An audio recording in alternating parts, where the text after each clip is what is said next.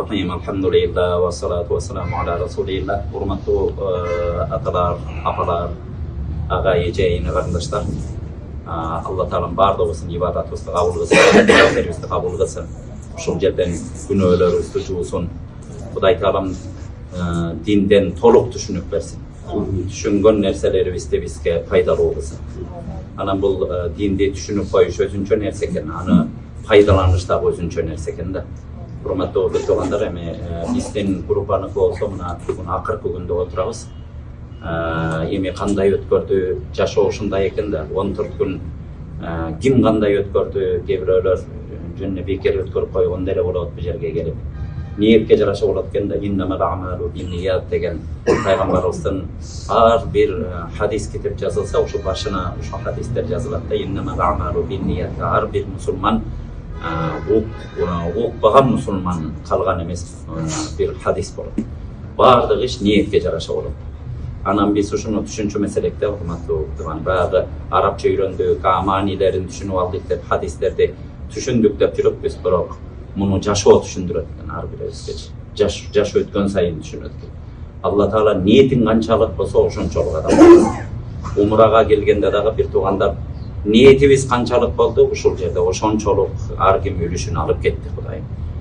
Allah Taala'dan bardıq suraydı. Allah Taala uşunday atadan yeniden bardık nerseden meyrimli olmasa ar bir pendesine bir ata birine balasına kança meyrimli tentegine de oşonço meyrimli olur, akıl dostuna da oşonço meyrimli olur. Banditlerden ata nelerinde de görgümde oşo balam menike oşo süt donak dep turganын gördünüz. Karakçı olup жүргөндөрдүн ata enesimen de suylashıp gördük. Balasını jamandabайт экен да. Hiç bir ata ene balаны jamandabайт экен. Biroq Allah Taala oşondan ming eselep bizge ar biribizge meyrimli bir. Ar biribizde süyet. Kur'an-ı Kerim'de Allah Taala bizge da çek kılıp bergen de Allah Taala jaratıp turup pendelerim oşo çektin içinde jırgay bergiler. Oşo jırga halal çöylö menen jaşay bergiler. Jırgay turgan nerselerçe bir tugandar oşunu unutbaylar. Adal çöylödө lazzat alıp uşu jaşoodon bir rahat alıp jaşay turgan nerseler milyon türdүү nerse бар gördүңүздөр. Азыркы бул жерге келишибиз деле өзүнчө бир жыргал gördүңүздөр. Мүмкүнчүлүк болуп атат. Ошончо бир тыйыныбызды чогултуп ушул жерге учуп келип атабыз. Ушул жерде мондай таза гостиницаларда жатып, ушул жерде умра кылып, мына пайгамбарлар айланган, пайгамбарлар таваф кылган жерлерде таваф кылып, сахабалардын баскан издерин басып, ушул жерде Кур'ан түшкөн жерлерде, ыйык жерлерде жүргөнүбүз өзүнчө бир бактылуу. Bir tuğanda rahatlanууга adal çöyrö жетет экен да. Rahatlanıp жашай турган болсок.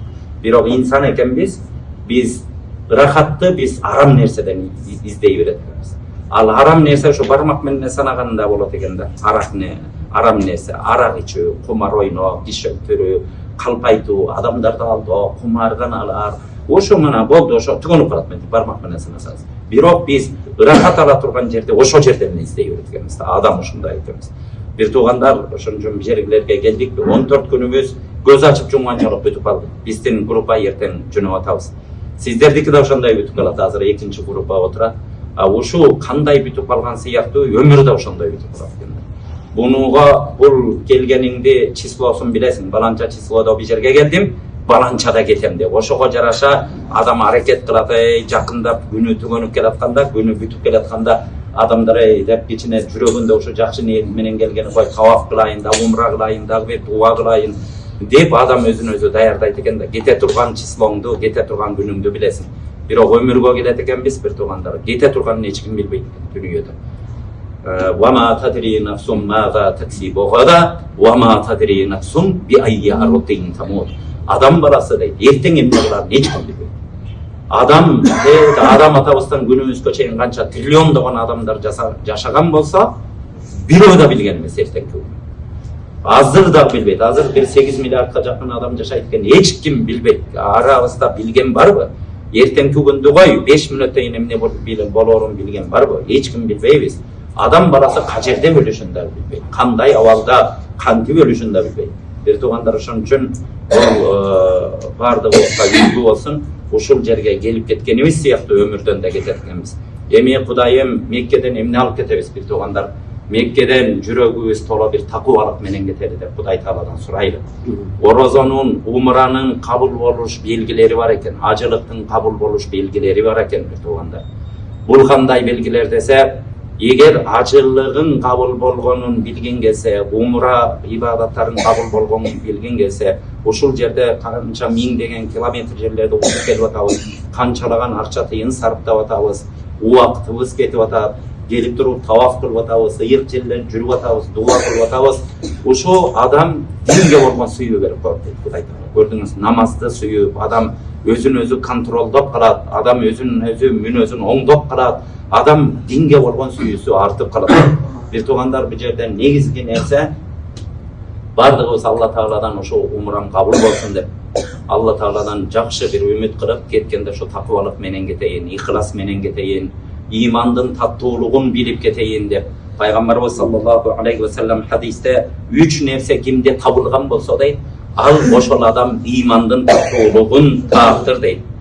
Ал кайсы нерселер десе, Алла Таала менен пайгамбар бардык нерседен ага сүйкүмдүүрөөк болуп калган болсо. Биринчи Алланын ыраазылыгын эстеп калган болсо. Астыңызга мисал үчүн Алланын ыраазылыгы кандай? Астыңызга бизди сыноо дүнүйөдөбүз да, бизди көбүнчө дүнүйө менен сыналат экенбиз. Астыбызга бир дүнүйө чыкты. Шариятка туура келбей атат. Алла Тааланын мыйзамына туура келбей атат. Алла ыраазы болбойт, харамдан келип атат. Ошону таштай алдыңбы, көрдүңүз? Үйүңүздө бир нерсе кылып атасызбы? Үйүңүздө бирөө келип атат. Эгер ошону сүйбөй койсоң, Алла Таала нааразы болгон атат.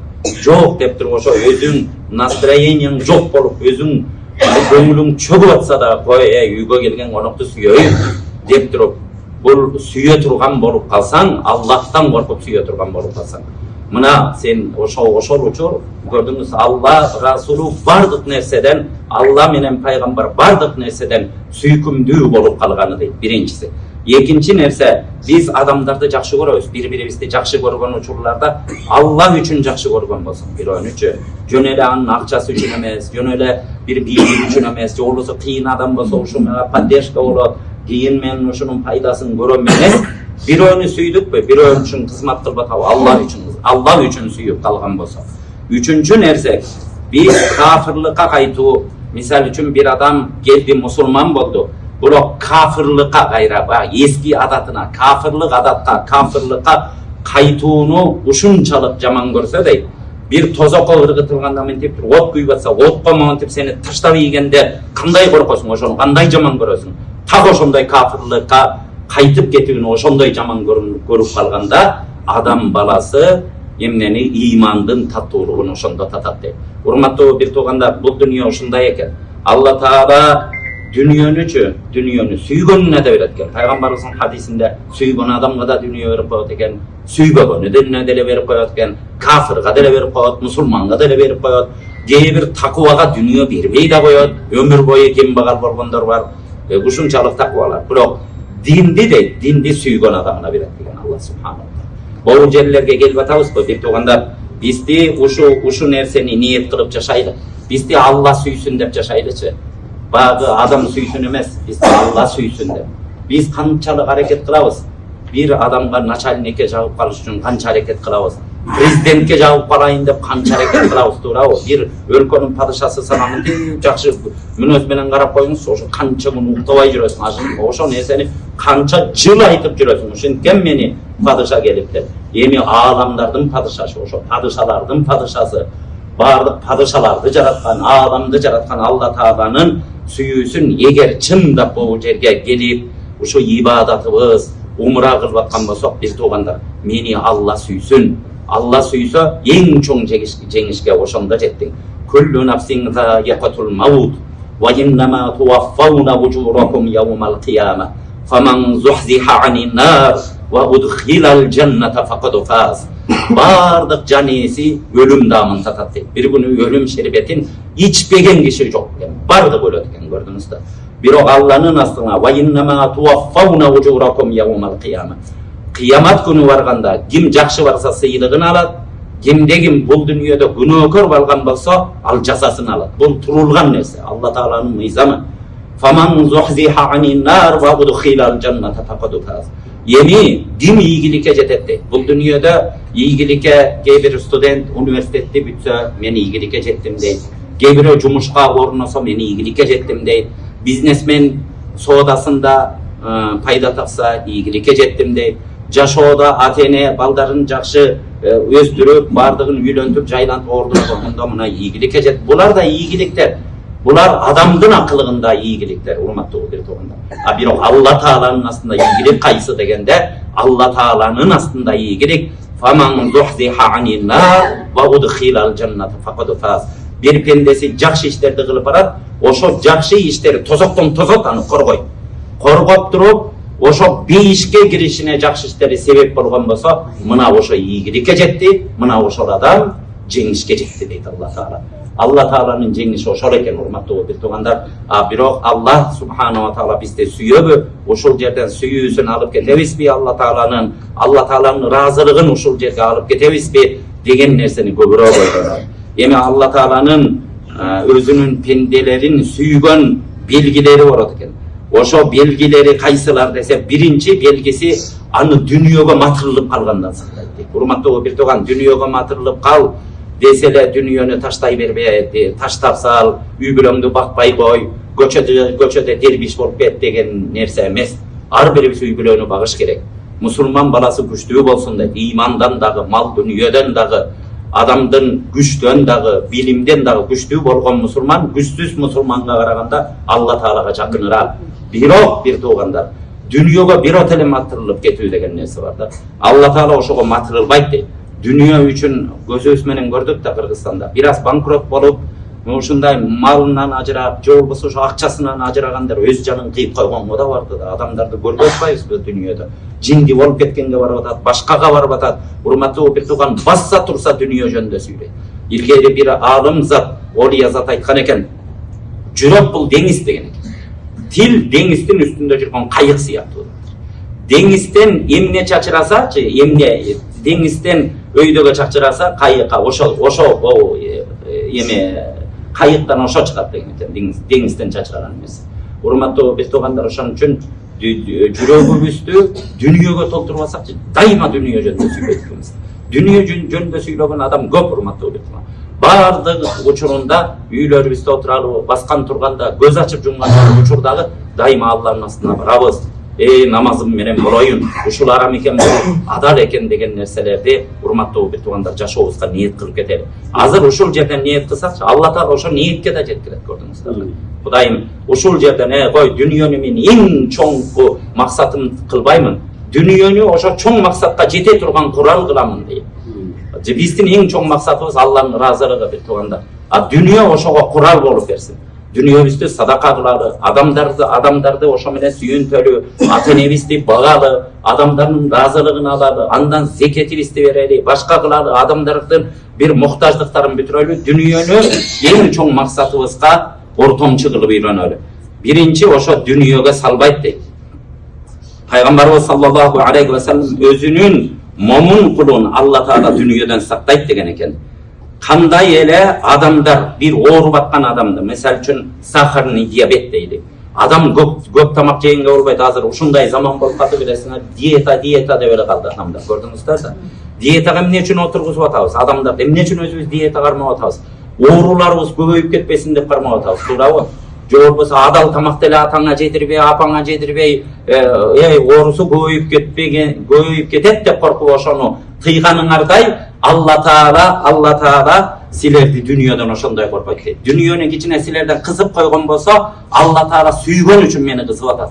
Ушу дүйнөнү мага көп кылып койгондо мен бузулуп, жаннаттын жолунан мен адашып калмакмын деп билели да. Кээ бир учурларда дүйнөбүздү Алла Таала пасайтып койгон болсо, бизге кичине дүйнөдөн мындай өйдө кылдый кылып койгон болсо, ушундай деп билели, Алла Таала кылып атабы, туура кылып атат. Алла Таала туура эмес нерсени кылбайт. Бардыгыбыз тагдырга ишенебизби? Жакшылык, жамандык Алладан болот деп.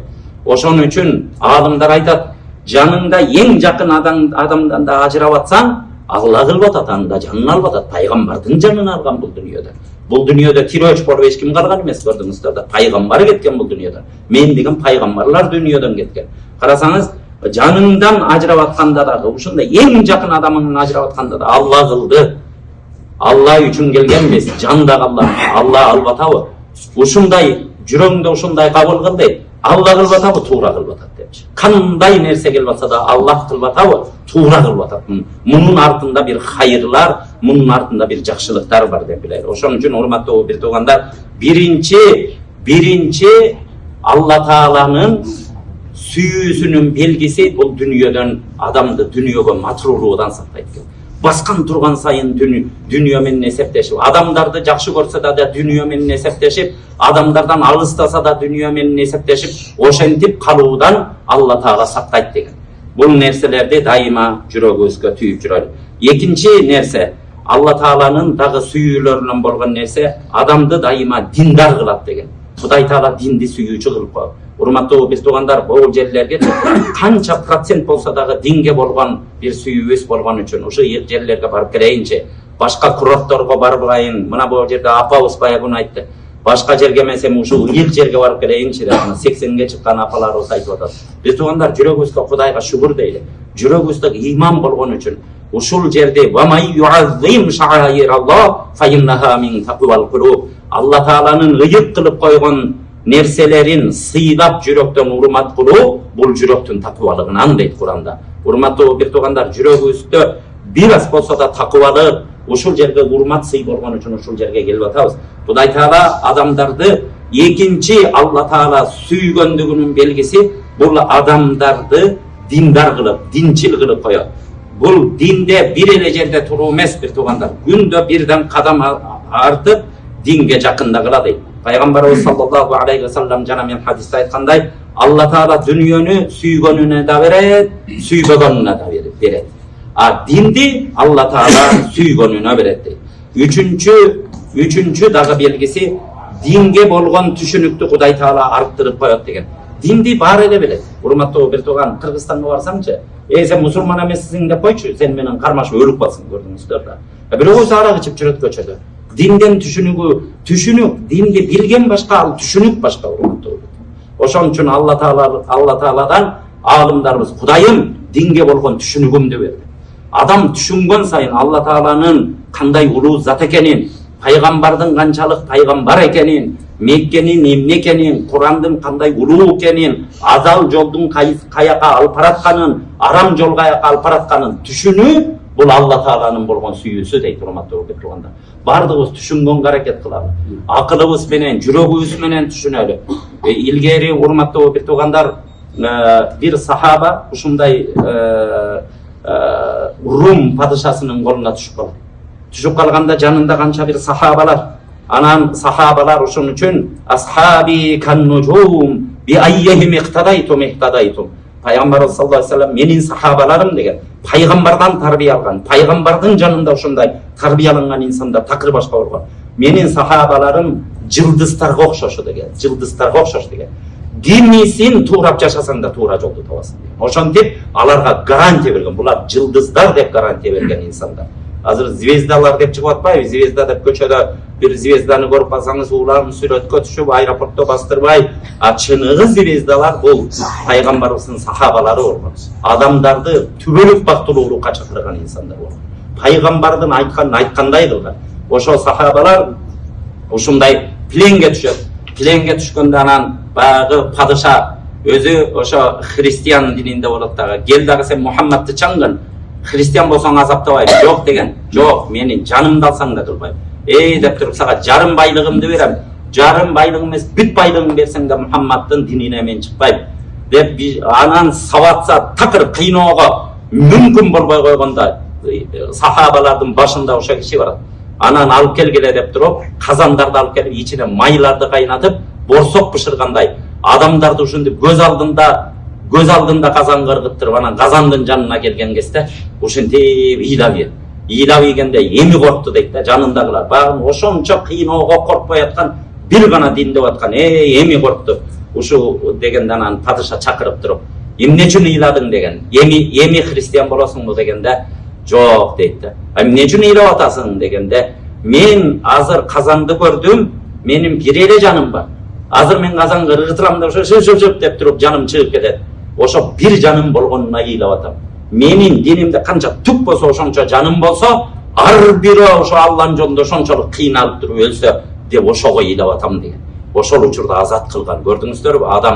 Адамдын сөзүнө. Биз болсо каяктабыз, алар каякта. Ошон үчүн пайгамбар жөнүн айтпайт. Вама янтиqu анил хава ин хува илля вахyu yuha. Пайгамбар алган сүйлөгөндө абадан алып сүйлөбөйт. Сүйлөгөн сөзүн биз сүйлөтөбүз дейт Алла Таала. Пайгамбарыбыз адашпаган үчүн артынан пайгамбар биз адамдарды мактай беребиз. Кичине бир 5-10 тиын берип жоомарт кылып койсо жоомарт деп мактайбыз. 2 рекет намазды окуп койсо кечки намаз окуйт деп мактайбыз. Биз мактай берет экенбиз да. Ар жагын билбейт. Бирок пайгамбар мактай тургандарды мактаган, көрдүңүз. Менин сахабаларым жылдыздар сыяктуу денисине эргезсеңер да туура жолду табасыңар деген сахабалар